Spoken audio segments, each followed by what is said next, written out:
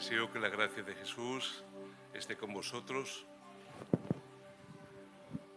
Me gozo mucho de estar en esta tarde en medio de la congregación y deseo la bendición de Dios para vuestros hogares igual que para el mío. La realidad es que cuando me llamó el pastor, al cual agradezco que se haya acordado de mí, para mí este sector, esta tierra es muy especial. Ya hace muchos años, más de 30 años que estoy recorriendo estas iglesias y en veros en bien me es de bendición. Me gusta este local. Amén. Dios os bendiga. Me alegro de ver a mi amigo Antonio. Dios te bendiga, siervo de Dios. A mi amigo Enrique, Dios te bendiga. A nuestro hermano Reyes, nuestro responsable, que el Señor bendiga a todos los siervos. Estaba ahí sentado y llevo varios días intentando definir cuál es el sentir del Espíritu para compartiros un verso. Porque todo es opinable. A ver, yo creo que es de Dios. Yo lo creo. Entonces, no tenemos nada es demostrable, pero todo es opinable. No tenemos una prueba empírica de que nos diga que lo que voy a compartir es 100%. Pero, Antonio, me tengo que guiar por lo que siento en el corazón. ¿Cuántos habéis traído Biblia? Ah, bueno. Bueno, vuélvete al que tienes al lado y dile, ¿traes la Biblia al culto? Díselo.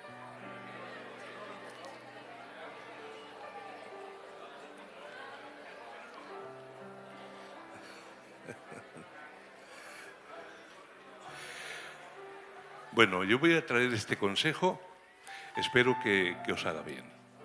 Todos el que haya traído las Escrituras, vamos a leer en el libro de Hebreos capítulo 6, verso 1. Vamos a interpretar un poquito el contexto para después poder traer la palabra que quiero compartir. Hebreos capítulo 6, verso 1 dice así: Por tanto, dejando ya los rudimentos de la doctrina de Cristo, vamos adelante a la perfección, no echando otra vez el fundamento del arrepentimiento de obras muertas, de la fe en Dios, de la doctrina de bautismos, de la imposición de manos, de la resurrección de entre los muertos y del juicio eterno. Y esto haremos si en verdad el Señor lo permite. Yo hubiera dicho amén. Estos versos son muy enriquecedores para nuestra vida. Fijaos lo que dice: vamos adelante a la perfección. El autor de Hebreos, inspirado por el Espíritu, está seguro de que el progreso es imprescindible para la vida cristiana. Cuando la Biblia dice, o en este verso dice, vamos adelante a la perfección, perfección no significa o no implica un conocimiento completo, sino más bien una mayoría de edad en la fe cristiana. Y esto tiene dos implicaciones. La primera es que tiene algo que ver con la mente. Quiere decir que conforme una persona va avanzando en edad, debemos de tener una comprensión más profunda de la fe cristiana. Y esto es así. Imaginaos que estoy aquí viviendo en Gijón y de repente me toca en suerte el poder montar en un yate de lujo. ¿Qué os parece? ¿No es buena suerte eso? Y me dicen, Raúl, te ha tocado estar un día en un yate de lujo.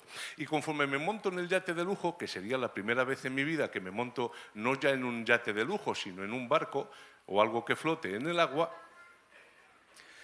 me dice el capitán, Raúl, ve a proa, coge el cabo y ata el trinquete.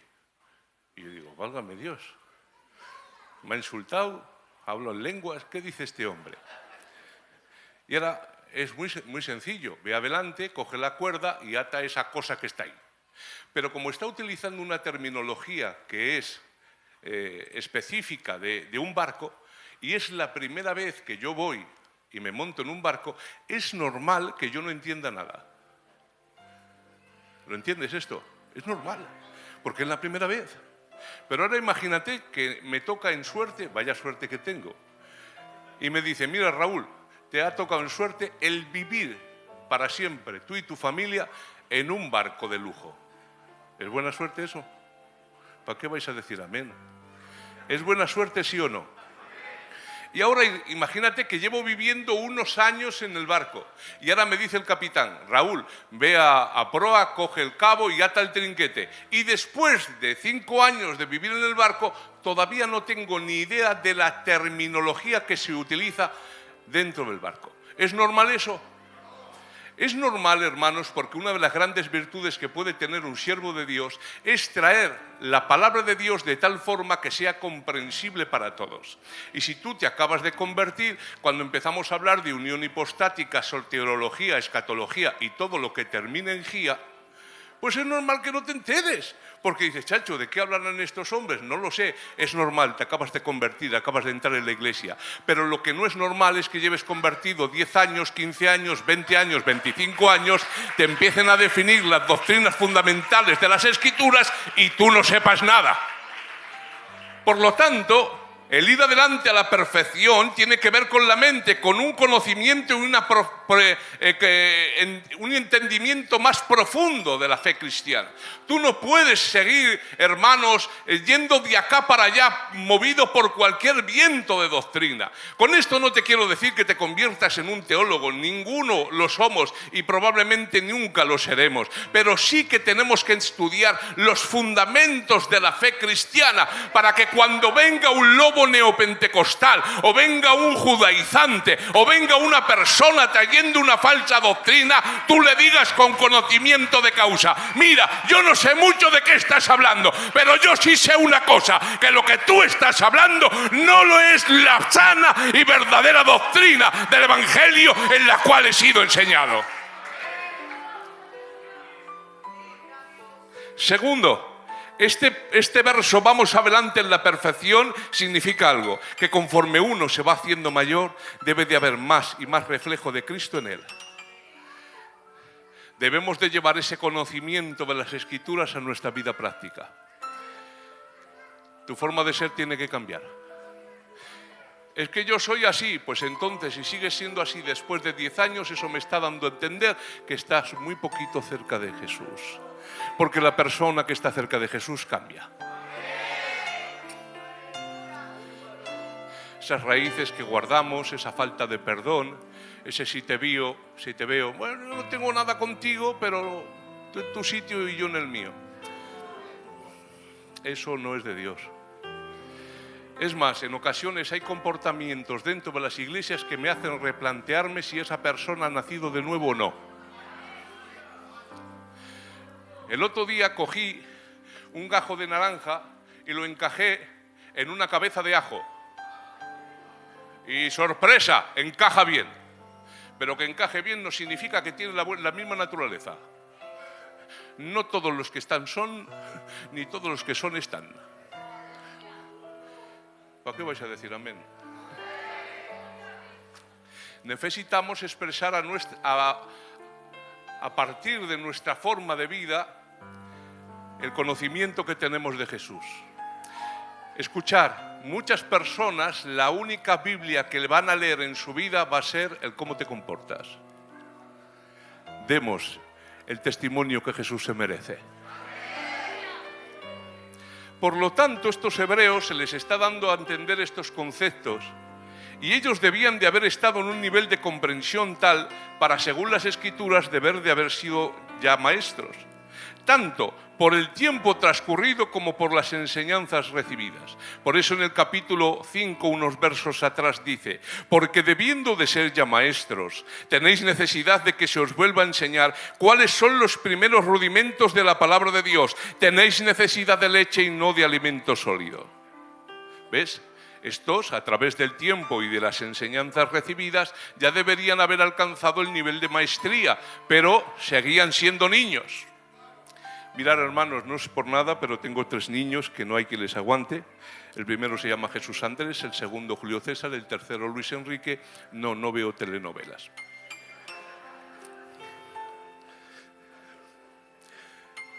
Mis niños comen bien, salen a su mamá.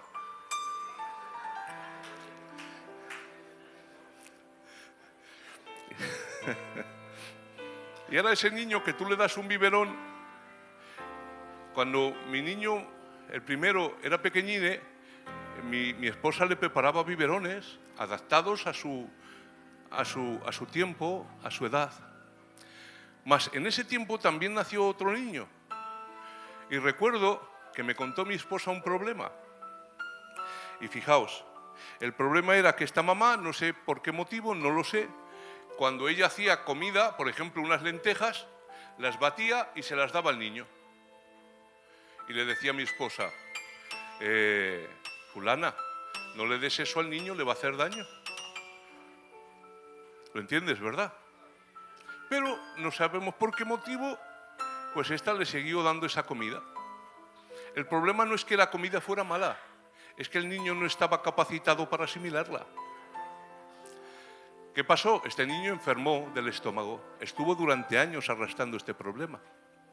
Dios no se enfada con aquellos que beben leche cuando es el tiempo. Por eso dice la Biblia en Pedro, dice, desear como niños recién nacidos la leche espiritual no adulterada, para que por ella crezcáis para el Señor. El problema no es ese, no es la leche. La leche es un alimento que está diseñado para una determinada etapa de la vida del hombre. Pero el problema es que ahora tenga yo un hijo de 25 años y me pida un biberón. Hermanos, por favor,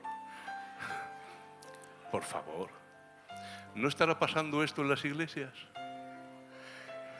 Que haya personas que se hayan bautizado hace 20, hace 25 años y tengamos que estar con el biberón detrás de ellos porque no son capaces, ni eran capaces, ni son capaces todavía de comer alimento sólido. Esto no es un proceso natural, esto es una inmadurez voluntaria. Y tengo que decir que solamente se puede ser niño eternamente en el mundo de nunca jamás. Cuando Peter Pan entró por la ventana y habló con estos niños diciéndoles, ¿para qué vais a crecer? Sigamos siendo niños para siempre. Y eso en el cuento estaba bien, pero en la vida real no. Aquí no se puede ser eternamente niño. Aquí tenemos que ser hombres y mujeres de Dios. Y fíjate lo que sigue diciendo el autor. Todo este es el contexto para que entendamos lo que quiere transmitir. No echando otra vez el fundamento de obras muertas, dice. Los lectores de Hebreos habían construido su teología cristiana sobre una base que encajaba en el judaísmo de esa época. Cuando nosotros leemos esta lista de doctrinas que hemos leído, que es el arrepentimiento de obras muertas, la fe en Dios, la doctrina de bautismo, la imposición de manos, etc., nosotros creemos a primera vista, cuando lo leemos, que aquí está hablando de un fundamento de doctrina cristiana y que nos está diciendo que pasemos a un nuevo nivel, pero tenemos que entender el contexto. Aquí no está hablando de doctrinas fundamentales cristianas, está hablando del fundamento judaico de la época. ¿Por qué? Porque estos hombres habían sido llamados del pueblo de Israel y habían creído en Cristo. Por lo tanto, cuando dice el arrepentimiento de obras muertas, ¿a qué se está refiriendo el autor de Hebreos? Se estaba refiriendo a un tipo de obras que no tienen ningún tipo de relación con el carácter, sino con la limpieza ritual. Por ejemplo, cuando alguien iba a sacrificar un animal al templo de Jerusalén, imagínate que tenía rencor o odio hacia una tercera persona en su corazón. Sin embargo, a pesar de que tenía rencor u odio, cogía la ovejita o la paloma, la llevaba al templo, la sacrificaba y ya está. Pero oye, ¿y el odio que tiene ese? Eso no cuenta, porque este sistema de arrepentimiento de obras muertas no tenía nada que ver con el carácter cristiano, con el cambio interno, sino con un sistema de rituales externo. Pero ¿qué pasa si esa persona llevaba un animal impuro? Pues aunque hubiera sido sin odio, sin rencor en el corazón, no podía tener comunión con Dios, no entraba en el templo. ¿Qué te parece? ¿Has visto qué contradicción? Por esto, para un judío era más terrible contaminarse al tocar un cuerpo muerto que el tener rencor al enemigo. Si tocaban un cuerpo muerto no podían entrar en el culto. Chico, ya me estáis entendiendo. Sin embargo, si no tocaban cuerpo muerto, pero tenían rencor en el corazón, tomaban el pacto el domingo. Esto es el arrepentimiento de obras muertas, obras que no tienen nada que ver con el carácter cristiano, sino más bien con la impureza ritual. Segundo, fundamento de la fe en Dios. ¿A qué se refiere el autor? La fe hacia Dios como el Dios de Israel. Por eso entendemos ahora un poquito mejor ese pasaje que dijo Jesús a los apóstoles. ¿Quién dice la gente que soy yo? Y Jesús y los discípulos dijeron, pues oye, unos dicen que eres Elías, otros Juan el Bautista, otros que eres alguno de los profetas. Tenemos que entender este pasaje no desde nuestra cosmovisión, sino desde la cosmovisión o el contexto del Israel histórico. Los milagros que hizo Jesús, aunque extraordinarios, fueron hechos por muchos hombres antes que él.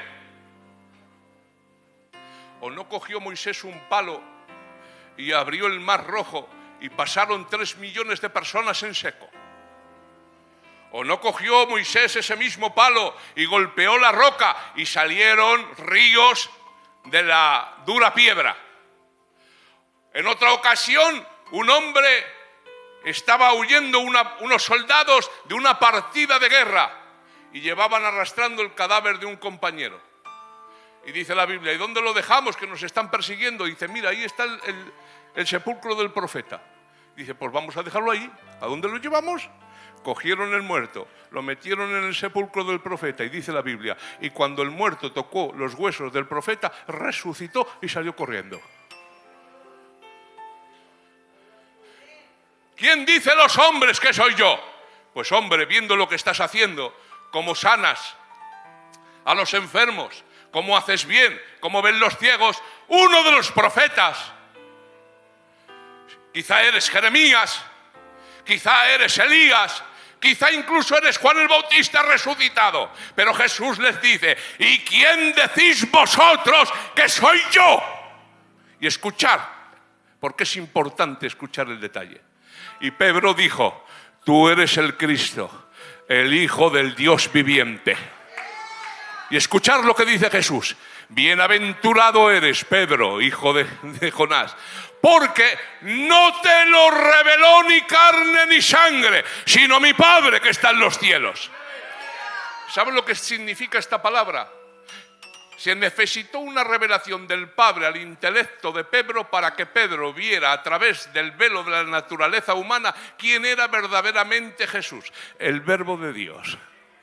Porque por nada por lo que veía físicamente, o oía o sentía, podía percibir la grandeza de lo que era Jesús intrínsecamente. Tuvo que revelárselo el Señor. ¿Y por qué?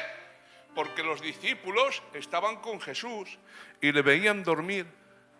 Mas la Biblia dice, porque aquí que el que guarda Israel no duerme.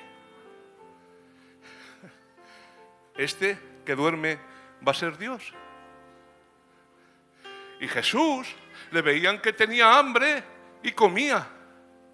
Y que sentía cansancio y se sentaba. Y que tenía sed y bebía. Pero ¿cómo Dios se va a cansar? ¿Necesita Dios comer? ¿Necesita agua para beber? Claro, en lo que tú veías, la gloria intrínseca del Verbo estaba recubierta por una naturaleza humana. Y el ser humano que veía a Jesús no podía percibir la grandeza de lo que había en él. Por eso se necesitó una revelación del Padre. Porque a través de la observación, del raciocinio, de lo que veían, no podían percibir quién era Jesús. Hasta que dicen las Escrituras que Jesús subió al monte de la transfiguración y se llevó a sus 3 más cercanos. Y dice la Biblia, y Jesús se transfiguró delante de ellos. Significa que la gloria que había compartido con el Padre no se mostró solamente un poquito, hizo así. Y dice la Biblia, y cuando vieron esto, dice, sus vestidos se convirtieron más blancos que la blanca nieve. Dice, y se apareció Elías y Moisés y los profetas. Y cuando estaban allí, Pedro dijo, bueno es para nosotros estar aquí, hagamos 3 enramadas, te lo traduzco, 3 tiendas de campaña portátiles, una para ti, otra para Moisés, otra para Elías, y nos quedamos aquí que estamos llenos de bendición. Y justamente cuando Pedro decía estas cosas sin saber lo que decía, se escuchó una voz desde el cielo que dijo, quita a Moisés, quita a Elías, este es mi hijo amado, a él oíd. Y hay un coro que dice que al final solo queda Jesús, y es verdad. Moisés fue quitado, la ley, los profetas fueron quitados, y al final solamente quedó Jesús. Por esto, la fe en Dios era algo intrínseco durante cientos de años del pueblo de Israel. Pero Jesús dijo, tenéis fe en Dios, está bien, pero ahora tened fe en mí. En la casa de mi Padre muchas moradas hay. Por lo tanto, yo miré y preparé lugar para vosotros.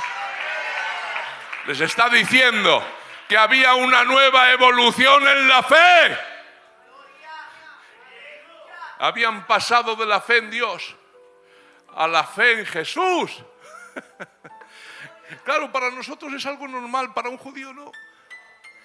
Por eso, en la fe del pueblo de Israel, son monoteístas, creen en Dios. Pero ahora no, ahora es algo más. Ahora creemos en Jesús. ¿Para qué vais a decir amén? No echando otra vez fundamentos sobre los bautismos, que se refiere no al pasarse por las aguas o al bautismo del Espíritu Santo, se está refiriendo a los ritos de limpieza judíos.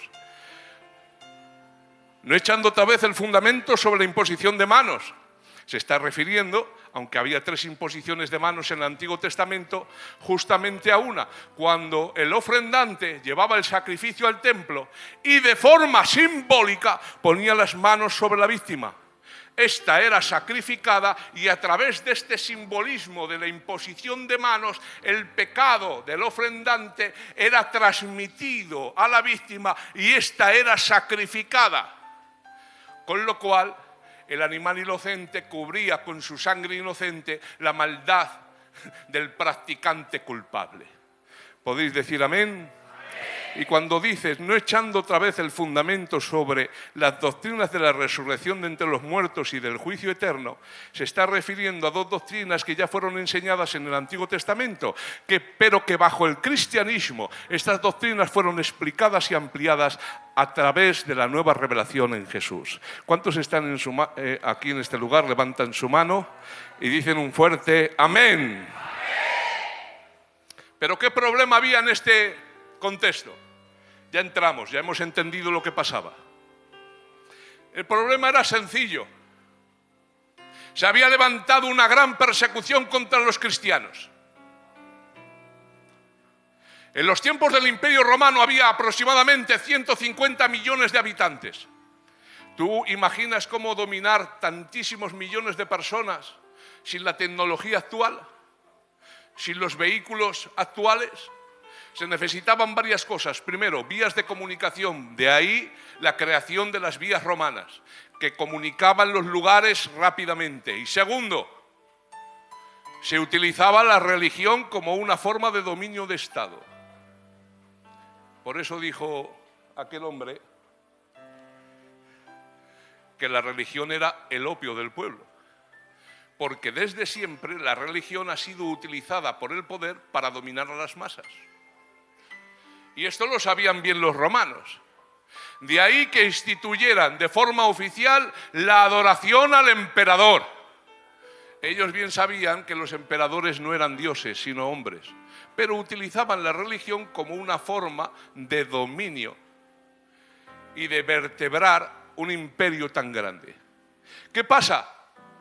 Que empezaron a levantar obligatoriamente la adoración al emperador en todo el imperio.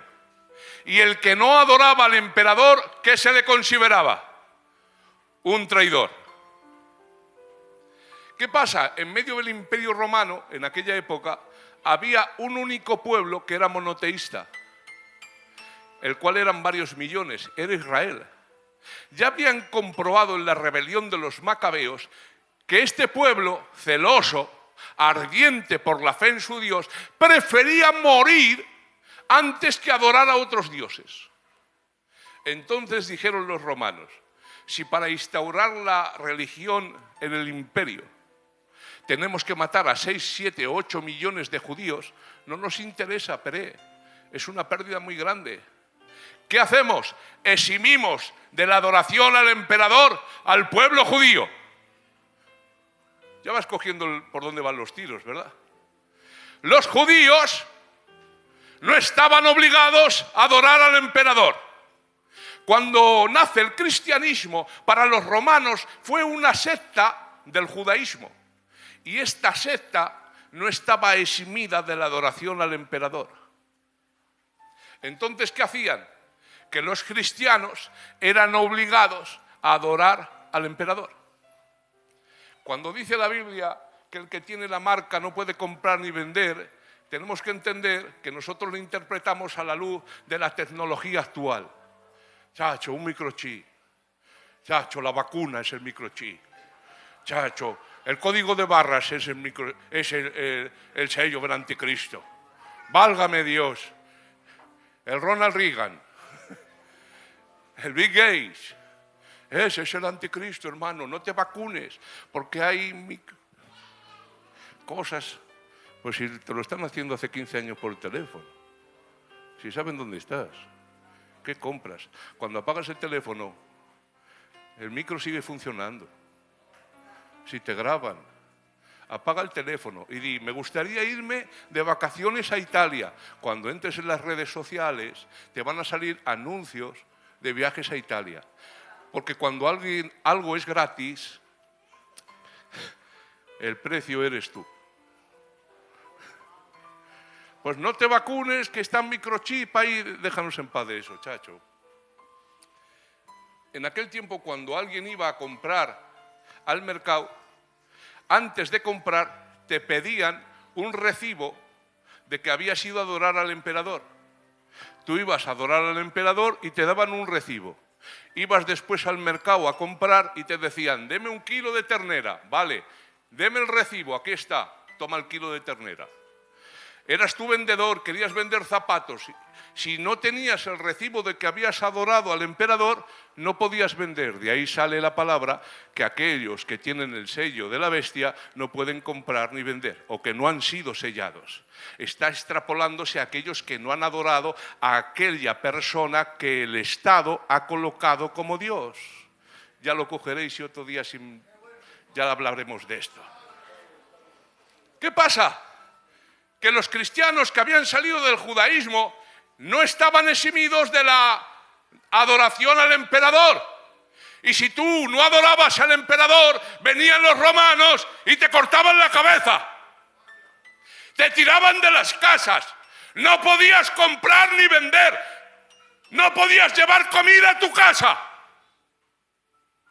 Algunos, deformando el mensaje bíblico, te dicen: porque con que confesare con su boca que Jesús es el Señor, confiesa, declara, hay poder en tu lengua. El Señor reprenda esa falsa doctrina.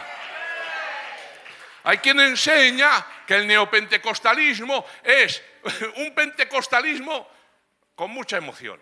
No te equivoques, el movimiento neopentecostal sale del ocultismo y de la metafísica.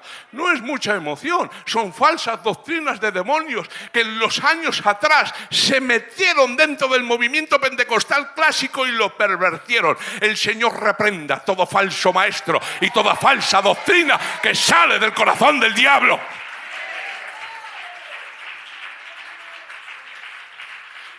Declara, confiesa. ¿Pero qué vas a declarar tú y qué voy a declarar yo? Ahí no está hablando de eso. El que confiesa con su boca que Jesucristo es el Señor, ese es salvo, claro, porque iban los romanos, un soldado, y le decía con una espada en el cuello: o confiesas que el César es Dios, es Quirios, o te quito la vida. ¿Y qué decían los cristianos? El César no es Quirios. El César no es el Señor. Solamente hay un Señor, el cual es Jesucristo. Y claro, si una persona confiesa que Jesucristo es el Señor ante la amenaza inminente de muerte, el que confiesa que Jesucristo es el Señor, ese es salvo. Esa es la interpretación de ese pasaje. Si estás dispuesto a dar tu vida antes de adorar a un hombre y pierdes tu vida por decir que Jesús es el Kyrios, pues hijo, el que confiesa eso es salvo. Ya lo cogeréis.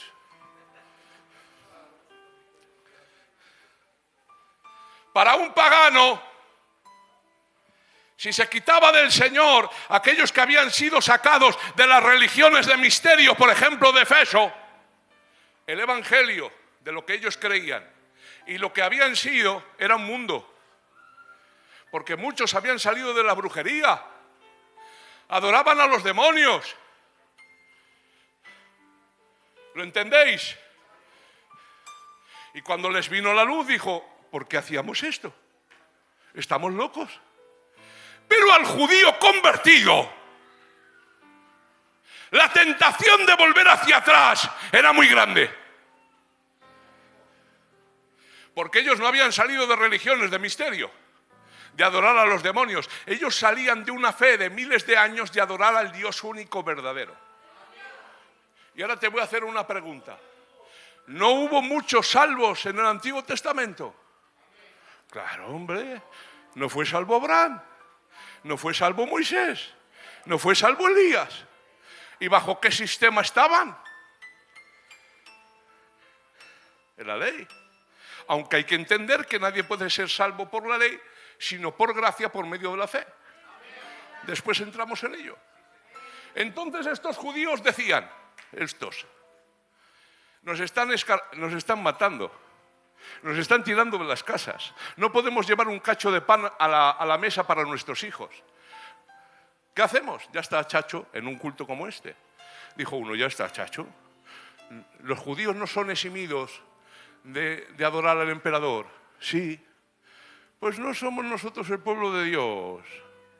No tenemos este fundamento de doctrina, la fe en Dios, el bautismo, los rituales. No fue salvo Abraham, no fue salvo Moisés, no fue salvo Elías.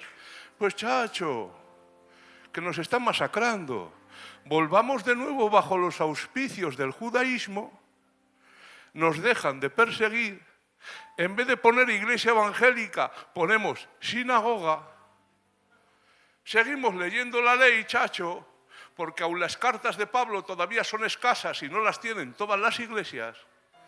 Porque cuando Pablo dice a Timoteo, porque tú estás estudiando las santas escrituras y las cuales te hicieron salvo, Timoteo estaba leyendo el Antiguo Testamento.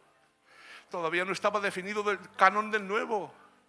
Pues chacho, en el momento que volvamos de nuevo a la sinagoga, no nos persiguen, no nos tiran de las casas, no nos masacran, no nos matan, y Dios está con nosotros.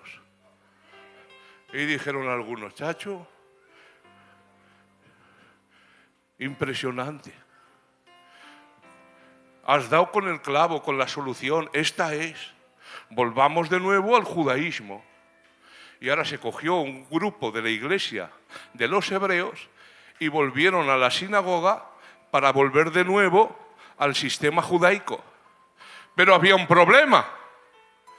El problema es que antes de que tú entraras en la sinagoga, públicamente el principal de la sinagoga, junto con los ancianos, te hacía declarar públicamente 3 cosas. Primera, que Jesús de Nazaret no era el Hijo de Dios. Segundo, que la sangre que Jesús derramó en la cruz fue justamente derramada porque era un falso profeta y un malhechor. Y tercero, que todos los milagros que hizo Jesús fueron hechos por el poder de Belcebú, príncipe de los demonios. Ahora mirar el cuadro. Ya no es tan sencillo, ¿verdad? Tienes que decir que Jesús no era el Hijo de Dios, declararlo públicamente delante de todo el pueblo. Tienes que declarar que su sangre no fue derramada por los pecados de todos los hombres, sino justamente derramada porque era un malhechor y un falso profeta. Y no solo eso, la guinda, que todo lo que Jesús hizo en su ministerio terrenal no fue hecho por el dedo de Dios, el poder del Espíritu Santo, sino por Belcebú, príncipe de los demonios. Eso es la blasfemia contra el Espíritu. Eso es lo que le dijeron a Jesús. No, lo que hace es por Belcebú, príncipe de los demonios. Y Jesús dijo, todo pecado que se comete contra el Hijo del Hombre será perdonado, pero la blasfemia contra el Espíritu Santo no será perdonado ni en este siglo ni en el venidero. Entonces un grupo había vuelto de nuevo bajo los auspicios del judaísmo. Tengo que decir que estando de pastor en Reus en el 2011, me llamaron de un cierto lugar de España y me dijeron, Raúl, tienes que venir. Se están infiltrando judaizantes en la iglesia. Y tienes que predicar 2 temas, escuchar los temas que me pedían predicar, 2011. Tienes que venir a predicar que Jesús es Dios. ¿Qué dices? ¿Cómo voy a ir yo a una iglesia nuestra? Una iglesia nuestra, a predicar que Jesús es Dios. Se han infiltrado. Se circuncidan a los hijos, dejan de comer diversos alimentos, guardan las fiestas. Tienes que venir a predicar que Jesús es Dios. Tienes que predicar en contra de estas cosas. Digo, hermano, estoy escribiendo un libro. Estoy pastoreando una iglesia de más de 200 almas. Yo no puedo irme a 600 kilómetros a predicar esto.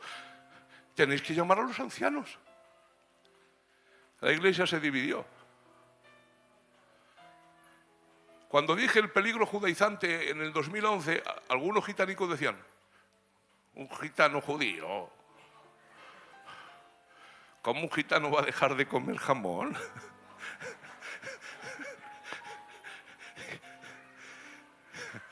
Y panceta. Pues ha pasado. Ha pasado. Estamos volviendo hacia atrás. Y ahora entendemos este verso, que es uno de los más complicados del Nuevo Testamento. Hebreos 6:4. Porque es imposible que los que una vez fueron iluminados y gustaron del don celestial y fueron hechos partícipes del Espíritu Santo y gustaron de la palabra de Dios y de los poderes del siglo venidero, escuchad, y recayeron. Es imposible que sean otra vez renovados para arrepentimiento, crucificando de nuevo para sí mismos al Hijo de Dios y exponiéndole al vituperio. Es imposible que sean renovados para arrepentimiento.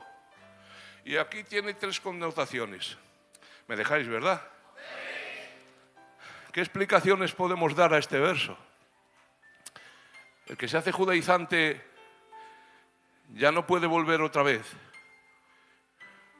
Es imposible que sea renovado a arrepentimiento. Este verso puede ser interpretado de 3 formas distintas según 3 sistemas de creencias que hay dentro del mundo evangélico. El primero es la confesión reformada o calvinista. Y cuando hablo calvinista no me estoy refiriendo al pelo. Después está una posición arminiana clásica. Y después está la posición arminiana wesleriana. Y ya estáis diciendo, chacho, no sé qué está hablando este gitano. Bueno, vamos por partes. Eso de vamos por partes creo que lo dijo el doctor Frankenstein. Una vez me preguntaron, Raulón, ¿y nosotros como Filadelfia, como filadelfianos, qué postura doctrinal tenemos? ¿Qué creemos nosotros? Me puse a pensar un poco y y saqué esta definición. Nosotros somos, ay, qué expectación, pentecostales clásicos, arminianos weslerianos, dispensacionales pretribulacionistas. Y dices tú, no he entendido nada. Normal, déjalo ahí. Somos pentecostales clásicos, no neopentecostales. Eso es una abominación doctrinal. Somos arminianos weslerianos, no somos calvinistas. Y somos o tenemos una forma de interpretar las Escrituras dispensacional. Y por supuesto somos pretribulacionistas. Nosotros no creemos que la Iglesia pasa la gran tribulación. Nosotros creemos que antes de que se manifieste el anticristo, la venida de Cristo es inminente. La Iglesia será arrebatada.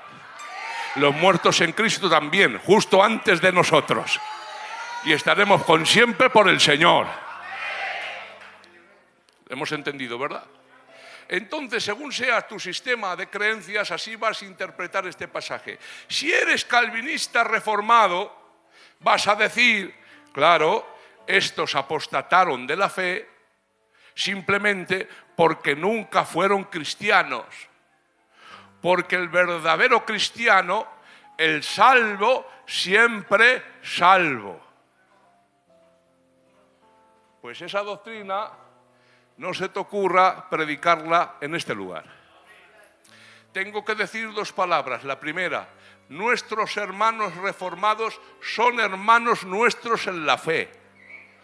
Les respetamos y les amamos. Les queremos y les consideramos, de tal forma que muchos de nosotros leemos sus libros para profundizar y estudiar aún más en las Escrituras. Pero tenemos que decir que nosotros no somos calvinistas reformados. Nosotros no creemos que el salvo siempre es salvo. Nosotros no creemos que el orden salutis o el orden de la salvación sea primero un decreto en la eternidad de Dios, escogiendo a quién iba a salvar y rechazando a quién iba a condenar. No, nosotros no creemos eso. Creemos que la salvación es un acto que hace Dios voluntariamente por el puro afecto de su voluntad, y que Él sabe en la eternidad, por medio de la presciencia, quién va a conocer, quién va a saber, quién se va a convertir y quién no se va a convertir. Creemos no en una gracia irresistible donde Dios, por medio de un decreto, escogió unos para ser salvos y a otros los rechazó para ser condenados. Creemos que la gracia se puede resistir, como dice el libro de Hechos capítulo 7. Vosotros siempre habéis resistido a la obra y persona del Espíritu Santo. Nosotros no creemos que Jesús murió por unos pocos. Nosotros creemos que en la cruz del Calvario Jesús murió por todo el mundo.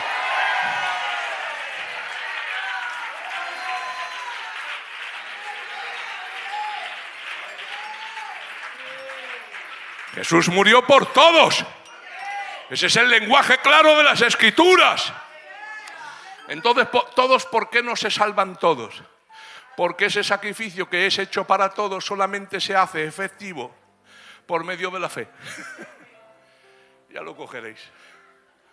Hace tiempo, en una de las semifinales más importantes de los últimos años, en la Champions League, cuando el Santiago Bernabéu estaba petado y no había entradas, una empresa puso un anuncio: regalamos 2 entradas para el partido.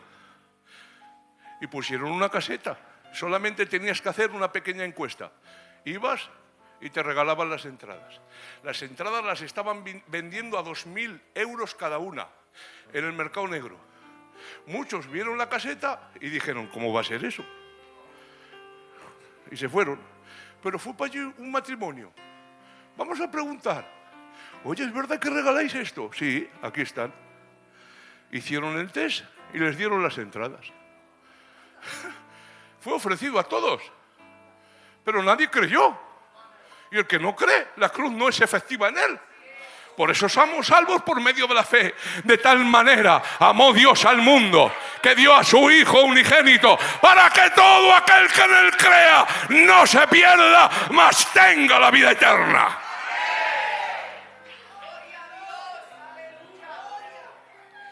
No somos calvinistas. Después está el arminiano clásico. Bueno, ¿y qué es el clásico? ¿Ese que viste de corbata? No. Que también, pero no. El arminianismo clásico es otra rama del arminianismo. Y cuando leen este pasaje, entienden el pasaje de una forma. Fijaos qué forma. Que una persona puede ser salva, que Cristo murió por todos, que la gracia puede ser resistida, que la persona puede perder la salvación, pero una vez que la pierde, ya no la recupera. O sea, ¿te puedes perder? Sí. ¿Puedes volver de nuevo? No. ¿Y qué doctrina es esa? Arminianismo clásico. Que cuando he dicho que la salvación se pierde, tengo que hacer un matiz. La salvación no se pierde, se rechaza. La salvación no se gana, se recibe. ¿Y por qué dices esto? Porque algunos hemos predicado en ignorancia que la salvación era como una canica, como una llave, que me levanto por la mañana y digo, chacho, ¿y la llave? ¿Y la salvación? La he perdido. La he perdido. Y a las 12 la vuelvo a recuperar. Y a las 3 de la tarde la vuelvo a perder. Y después la vuelvo a recuperar. Porque se creen que la salvación es esto. Una moneda. Si no oras, te huele la cabeza a azufre.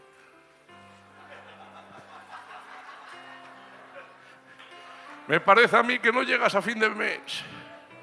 Al infierno te vas. Alma, el que no venga al culto ya no te digo.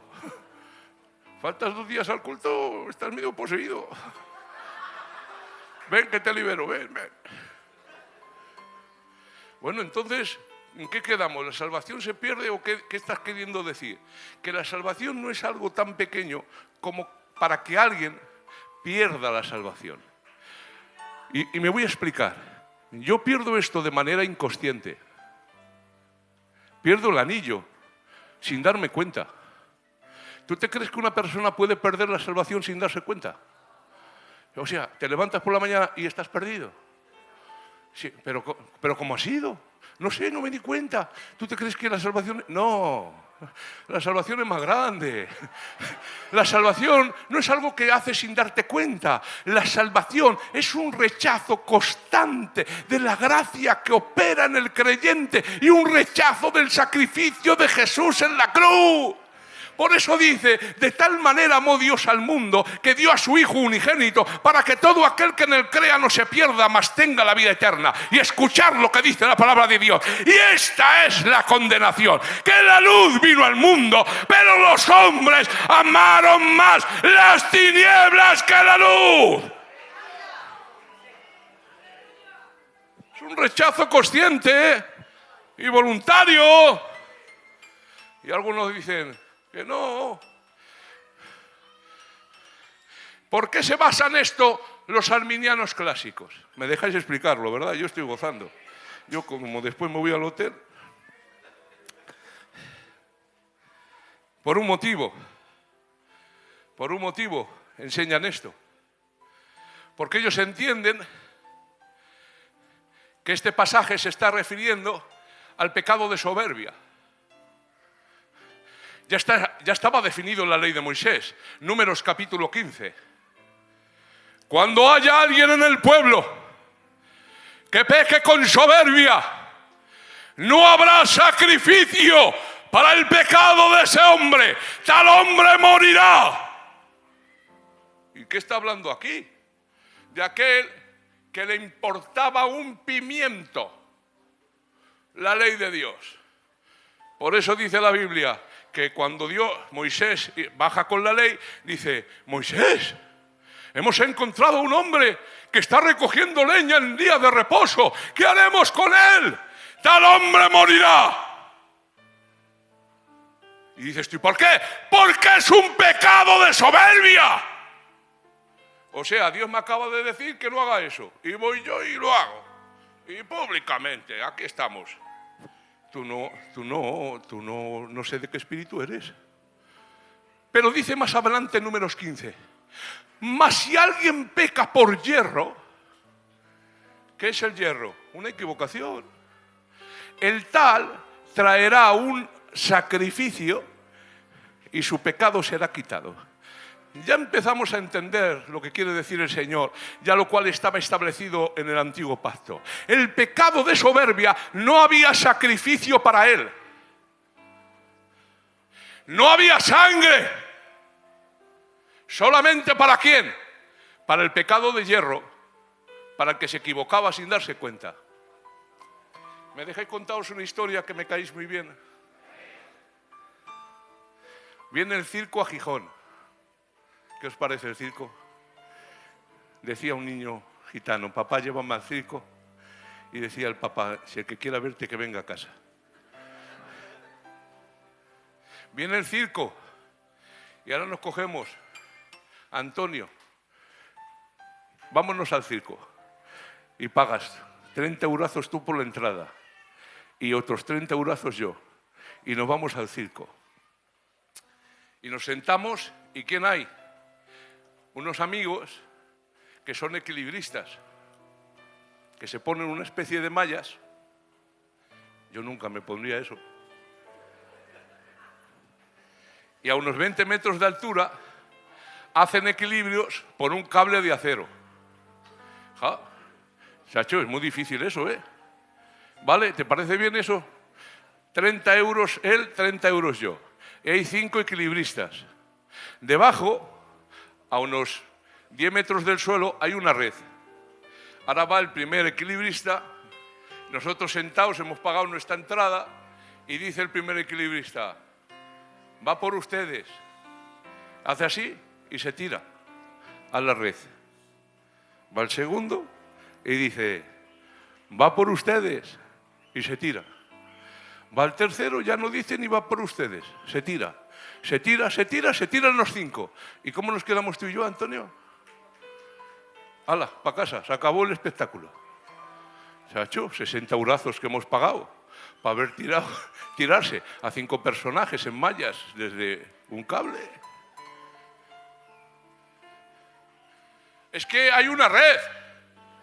Ya, pero la red no fue diseñada para eso. No fue diseñada para que se tiraran ellos voluntariamente.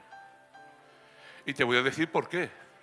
Es muy difícil andar a 20 metros de altura por un cable de acero. Es dificilísimo. Y es muy triste que por un error, por un resbalón, con una falta de atención, caigas y pierdas la vida. La red no fue diseñada para ser colocada para que el equilibrista se tirara voluntariamente a ella. La red fue diseñada para evitar que un hombre, por un error, por un resbalón, por una equivocación, pierda la vida. Esa es la esencia de la gracia. Es muy difícil mantenerte santo, mantenerte puro y andar rectamente en medio de un mundo lleno de demonios y lleno de pecados. Pero señores, la gracia no fue diseñada para pecar voluntariamente. La gracia fue diseñada para que cuando tengas un error, para cuando tengas un fallo, para cuando tengas un mal día, la sangre de Jesucristo nos limpia de todo pecado. Da un aplauso a Jesús.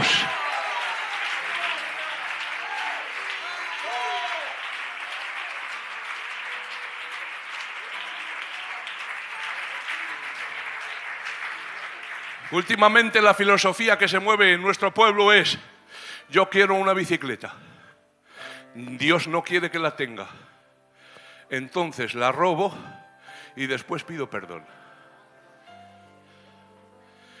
Y así tengo la bicicleta y estoy limpio. ¿De verdad te crees que eso es evangelio? ¿Me dejáis? ¿Me dejáis? Me llaman mis primos, pastor. Mis primos. Ven, chacho, vamos a tomar una cerveza. La final de la Champions, ya sabéis. Digo, no, mira, Dios me sacó de ese mundo, yo me como una hamburguesa y me tomo un agua fría. Y dicen mis primos, vente, chacho. Tiro al palo. Uy, y me hace, toma, chacho, que está fresquita. Mete un gol en Madrid, gloria a tu nombre, trago. Mete otro gol, trago. Mete gol el otro, trago. Al final me he comido la hamburguesa, ha ganado el Madrid y cuando llego a casa llamo a la mujer de usted. ¿Quién es usted? Pues, ni la conozco. Va el pastor a por él. Hombre, normal. Me he emborrachado. Pero fijaos, ¿tenía yo esa intención? No, no era esa mi intención. No fui a ese lugar con ese objetivo. La carne es mala, el ambiente influyó sobre mí y fue un pecado de hierro. Pero ¿qué te parece que coja esta hoy, que estamos en agosto, o en mayo mejor, o en abril, y diga, no, si yo ya sé que el pastor me va a disciplinar, pero para Navidad voy a coger esta elevada al cubo?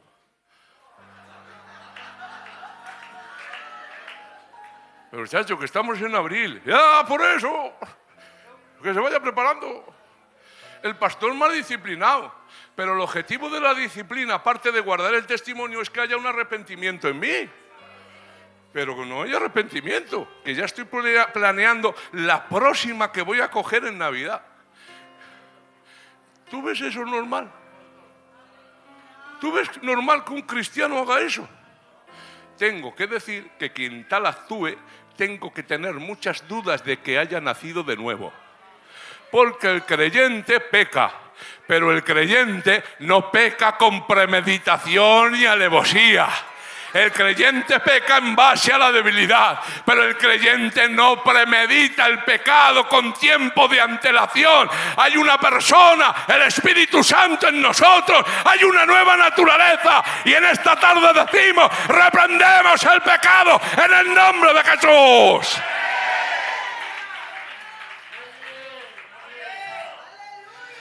Y fijaos, por eso ahora entendemos el pasaje de Hebreos 10, que los que pecan premeditadamente no hay sacrificio por su pecado, sino una horrenda expectación de fuego y juicio. Se une, ¿ves? Ya no hay sacrificio. ¿A qué se está refiriendo aparentemente? A los pasajes de Números 15. ¿Entiendes ahora por qué dicen los arminianos clásicos que el que pierde la salvación no la recupera? ¿Lo entiendes? Lo entendemos. Pero bueno, Raulón, nosotros somos arminianos clásicos. ¿Qué somos nosotros? Somos arminianos weslerianos.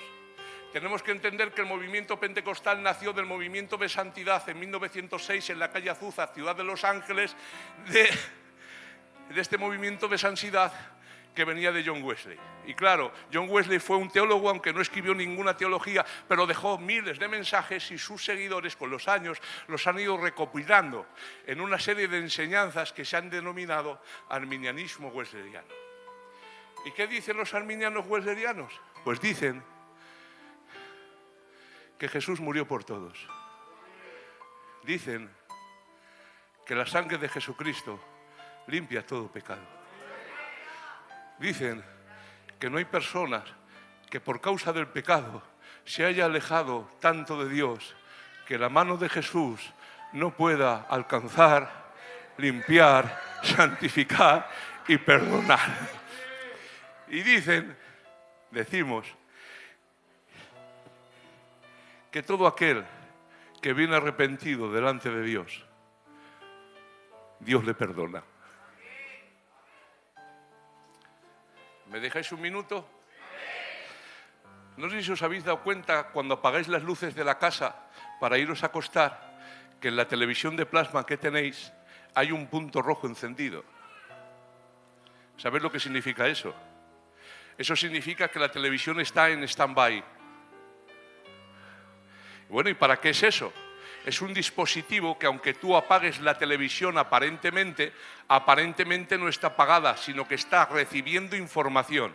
¿Para qué? Para que cuando cojas el mando y des, funcione. Todavía gasta un 20% de la electricidad que gasta normalmente cuando funciona. O sea, está apagado, pero no. Está en stand-by. ¿Lo cogéis, verdad? Fijaos que las leyes de la física, ninguna ley física ve imposible el viaje en el tiempo. Ninguna. Si pudiéramos meternos de nuevo y cogiéramos la máquina de regreso al futuro, ese coche, y cargáramos el condensador de flujo de esta botella y pusiéramos en el teclado una fecha, podríamos, en teoría, ir al pasado. ¿Qué es arrepentimiento? Arrepentirte es que cuando piensas o pensamos en aquello que hicimos mal, si volviéramos de nuevo a ese momento, no lo volveríamos a hacer.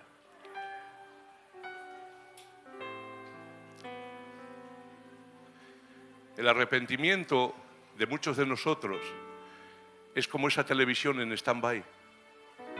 Es que no lo hago, no lo cometo, por las consecuencias que puede traer, por miedo a ser descubierto. Tengo que recordarte que el pecado de David fue siempre después de ser identificado, nunca antes.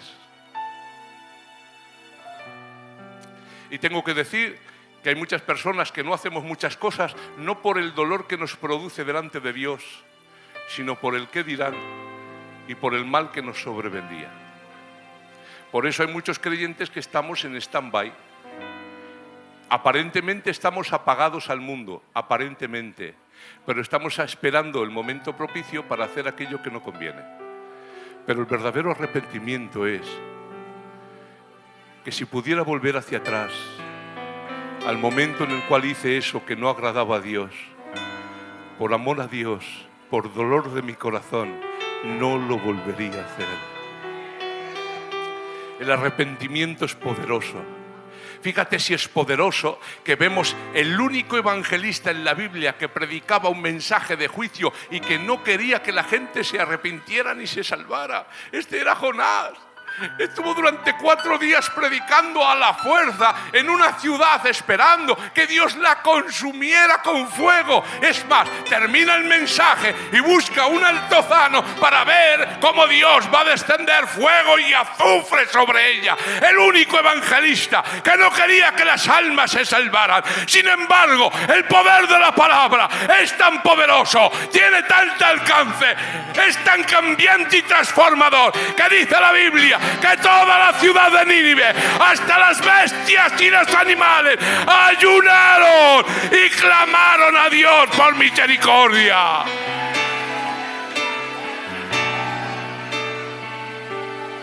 Dios no comete el mismo error que cometió el rey David. Cuando el rey David, Absalón, mató a su hermano, escuchar, sin que Absalón se hubiera arrepentido, le trajo de nuevo a palacio y lo único que produjo es una rebelión. Dios no hace lo mismo. Dios no trae a Salones sin arrepentir para que lo único que hagan es alterar el equilibrio y el ecosistema de la iglesia. ¿Para qué? Si eres un sinvergüenza, tira para allá. Pero le dice la Biblia que aquella persona que se arrepiente delante de Dios. Y estando este joven comiendo o intentando comer las algarrobas que comían los cerdos, pensó dentro de sí: cuántos jornaleros hay en la casa de mi padre que tienen abundancia de pan, y he aquí que yo perezco de hambre. Ya sé lo que haré, iré donde mi padre y le diré: Padre, he pecado contra el cielo y contra ti, no soy digno de ser llamado tu hijo, hazme como uno de tus jornaleros. Y la Biblia dice que cuando Cuando el padre vio a su hijo arrepentido, fue rápido, le abrazó, le besó, le cambió las vestiduras, puso anillo e hizo fiesta, porque el arrepentimiento puede producir el milagro de Dios en una persona.